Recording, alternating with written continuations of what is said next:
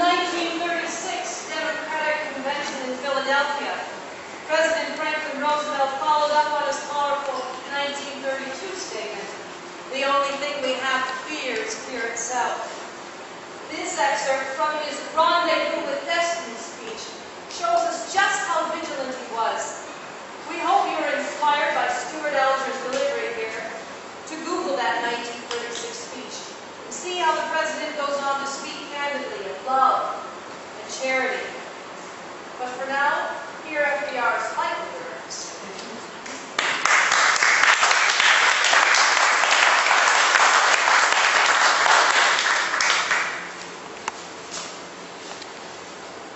America will not forget these recent years. We'll not forget that rescue was not a mere party task. It was a concern of all of us. In our strength, we rose together, rallied our energies together, applied the old rules of common sense, and together survived. In those days, we feared fear. That was why we fought fear. And today, my friends, we have won against the most dangerous of our foes. We have conquered fear. But I cannot, with candor, tell you that all is well with the world. Clouds of suspicion, tides of ill will and intolerance gather darkly in many places. In our own land, we enjoy indeed a fullness of life greater than that of most nations. But the rush of modern civilization has raised for us new difficulties, new problems which must be solved if we are to preserve the political and economic freedom for which Washington Jefferson planned and fought. That very word, freedom, in itself and of necessity, suggests freedom from some restraining power. In 1776, we fought freedom from the tyranny of a political autocracy, from the 18th century Royalists who held special privileges from the crown. It was to perpetuate their privilege that they governed without the consent of the governed, that they denied the right of free assembly and free speech, that they restricted the worship of God, that they put the average man's property and the average man's life in pawn to the mercenaries of dynastic power, and they regimented the people. And so it was to win freedom from political autocracy that political tyranny was wiped out in Philadelphia on July 4, 1776. Since that struggle, however, man's inventive genius released new forces in our land which reordered the lives of our people. The age of machinery, of railroads, of steam and electricity, the telegraph and the radio, mass production, mass distribution, all of these combined to bring forward a new civilization, and with it a new problem for those who sought to remain free.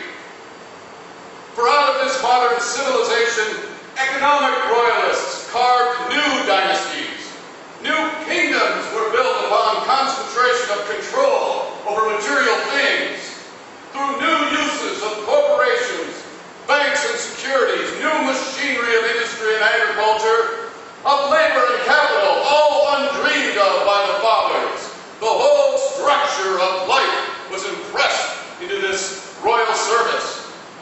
There was no place amongst this royalty for many thousands of small businessmen and merchants who sought to make a worthy use of the American system of initiative and profit. They were no more free than the worker or the farmer. Even honest and progressive-minded men of wealth could never know just where they fitted into this dynastic scheme of things. It was natural, and perhaps human, that the privileged princes of these new economic dynasties, thirsting for power, reached out for control over government itself. They created a new despotism and wrapped it in the robes of legal sanction. In its service, new mercenaries sought to regiment their people, their labor, and their property. And as a result, the average more confronts the problem that faced the Minutemen. The hours men and women work, the wages they receive, the conditions of their labor, these had passed beyond the control of the people and were imposed by this new industrial dictatorship.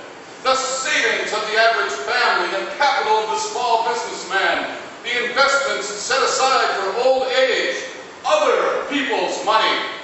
These were the tools with which the new economic royalty used to dig itself in.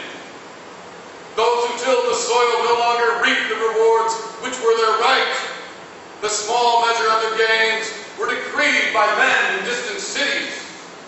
Throughout the nation, opportunity was limited by monopoly. Private enterprise, indeed, became too private.